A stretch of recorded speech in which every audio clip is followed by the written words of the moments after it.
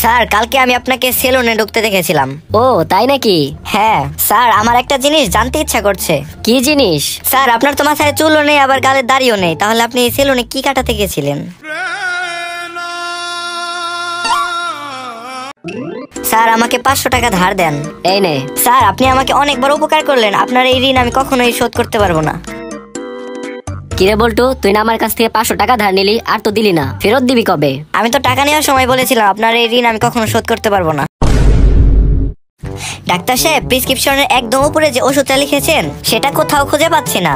আরে ওইটা কোনো ওষুধ না, কলমে কালি ছিল না বলে উপরে একটু দাগিয়েছিলাম। দাগ দেওয়ার আর জায়গা পেলেন না, প্রেসক্রিপশনের উপরে দিতে হলো।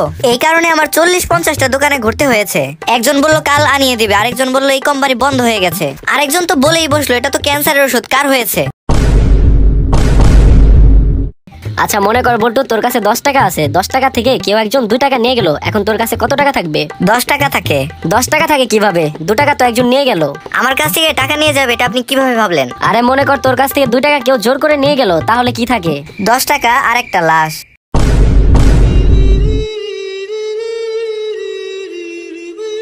আচ্ছা বল্টু বলতো, সব সাবানের অ্যাডভার্টাইজে শুধু মেয়েদেরই দেখানো হয় কেন? স্যার পৃথিবীর সব ময়লা তো ওদের শরীরেই থাকে, এজন্য ওদের দেখানো হয়। স্যার জানেন আজকে আমি একটা মেয়েকে ইফটিজিং এর হাত থেকে বাঁচিয়েছি। বাহ, অনেক ভালো কাজ করেছিস। কিভাবে বাঁচালি? নিজেকে কন্ট্রোল করে।